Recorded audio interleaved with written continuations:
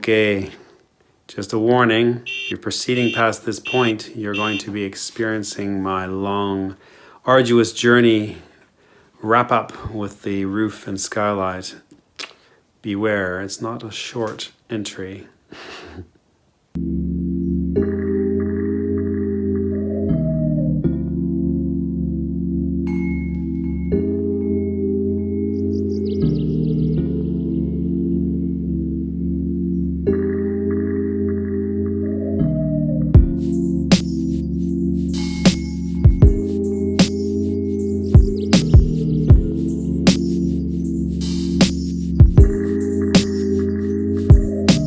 So I'm back on the roof. I don't like being on the roof because it means probably things are going wrong, which in this case is probably about accurate. So yeah, one of the, obviously I've extolled the perks to getting a semi-trailer, but you're still buying an old used vehicle, and yeah, I'm finding that a few things are kind of a hassle, and one of those things is the roof. Now the roof, we've kind of sealed up and so on, and that's all fine. But we had some heavy rain recently, and we had some leaking inside. And it turns out that because there's a bit of a dip in the middle of the roof. So yeah, I'm just going to sandbag around the area that's a problem where it sloshes up, and hopefully that will solve the problem for the time being, in terms of at least not worrying about it until I can get to, you know, what I should do to engineer a solution.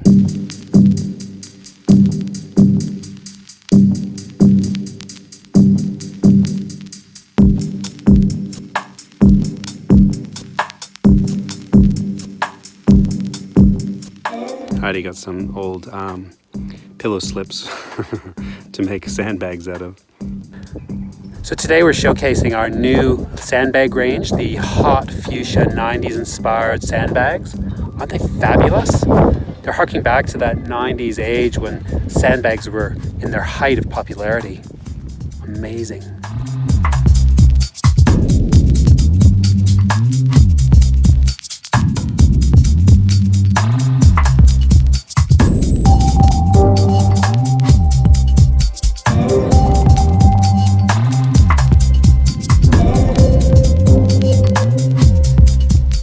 So as you recall, a few months back, we had water issues from Skylight number 2, as told here. All right, so I identified the breach, just a teeny tiny little hole that was created by a pocket of air where the flashing tape that I put on didn't stick properly. Lesson learned here is that you can literally not go too far with waterproofing something like a skylight. And they've returned.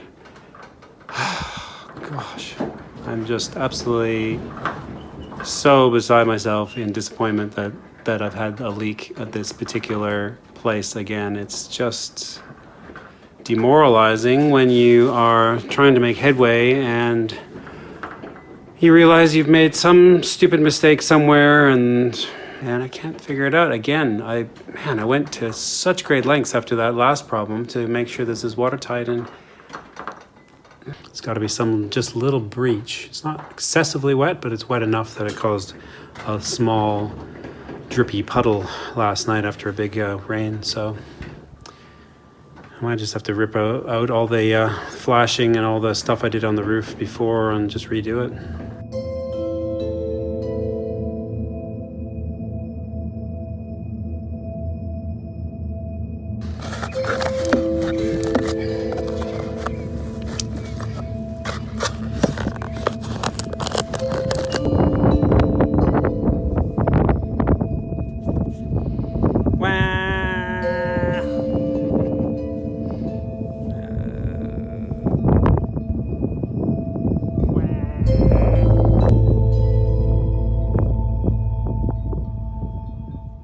Well, this is part 3 of the Skylight saga. I really hope that there isn't a part 4. Don't think I can handle a part 4. You might be able to see that at the moment there is no skylight up there. The roof has been looked at numerous ways and shapes and forms. I've bought rubber, I've bought extra waterproofing stuff, I've looked into all sorts of things, and ultimately the problem is, of course, that there's depressions in the roof, which could be a long-term problem, I don't know. But our interim solution is to use some resin, some sort of epoxy type resin, and just fill in the depressions and see how much we can kind of reduce the amount of pooling that happens on the roof. So I've just kind of got the first bit of it happening up there, and we'll see how we go. So the people at Trojan Resins suggested that for the type of situation that I have, use this multi-laminating resin. And I've put one coat on so far, and it's actually looking pretty good, pretty hard, and it's sealing every little nook and cranny. So already I've got some really good weather seal around the base of the Skylight, which is great.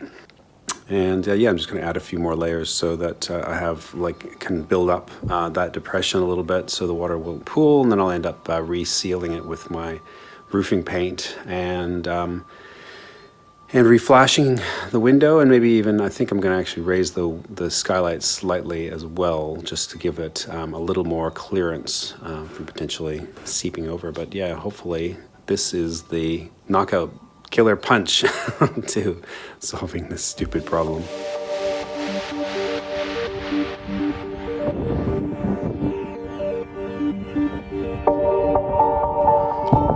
I think this roof is going to be the death of me. It's unbelievable how hard it is just to get something that I'm really trusting will be kind of able to do the job in the long haul. I mean, we've talked about water collection and stuff like that, and we might put a sort of another kind of false roof up here with a grade on it so that we can capture some of the water off of the roof. But regardless, I want this to feel like it's completely protected underneath here in terms of being watertight. Now I've gone with the resin thing, as you've seen, and I've had a couple of times now where I've come back in the morning, and I don't know if it's a temperature difference thing. I know there's kind of a exothermic reaction that happens. The resin gets very hot, so I don't know if I've put too much on in one shot. Been sort of careful with that since it happened the first time, but yeah, this morning I've got these cracks showing up in my resin, which doesn't instill me with lots of confidence. So I'm going to just put a little bit more epoxy on just to fill in these cracks and so on, let that dry properly. And then I'm just going to cover it with my 2 or 3 coats of the roofing rubber paint.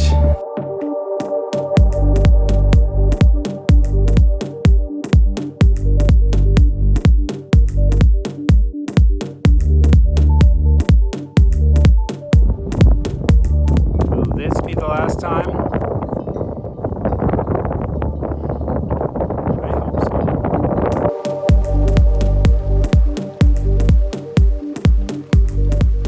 Alright, so we had some heavy rain last night, so it was the first good test of my new and improved version 3 roof that I have fixed once again. So let's have a look and see what is going on up there.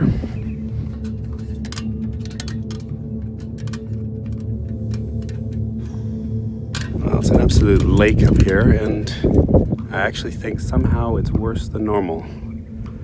I don't know how. They're spending all this time getting all this stuff raised so that I would have less chance of stuff sitting around the skylight. It's sitting all around the skylight and just about as bad as it was before. This is unbelievable. Oh, you got to be shitting me. Oh my god. It's even worse than it was before. What the heck? Oh my goodness. This is surreal. I cannot believe this. I did everything possible to seal that up.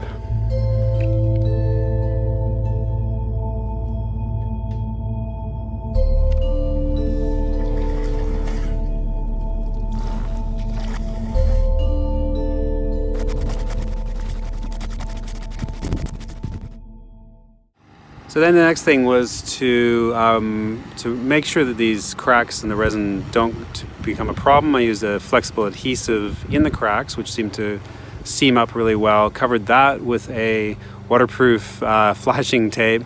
Then painted the whole thing with 3 coats of rubberized roofing paint that I've used previously. And it seems to be holding at the moment. It looks quite good, and I've seen no changes or alterations to this. So fingers crossed that that is the solution to this problem.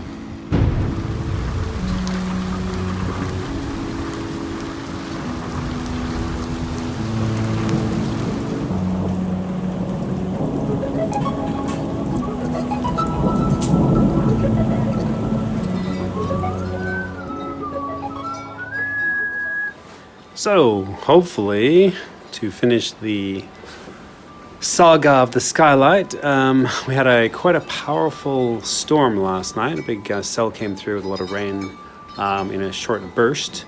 And I noticed that the water was pooling on the roof, but it was not pooling around the Skylight. So now we've just added this structural wall up here that pushes up on the roof from below. So there was no new water through the area, and the water largely was centered at the back of the pan now, which isn't great either because it was fairly deep there. But I do have some resin left, and it does look like where I put resin on the back end, the water wasn't sitting as high as this one other area, which I specifically left without resin. So could fill that up, and hopefully that will actually be the end of our troubles with the rain. So I haven't had a really long, hard spell of rain, but my feeling is that if the water were to pool up anywhere, it's at the back, and then it'll just start drizzling over the side. So I'm hesitant to say that this is the end of it, but it's looking more promising than it has since the beginning. So fingers crossed. Please, please, please, please.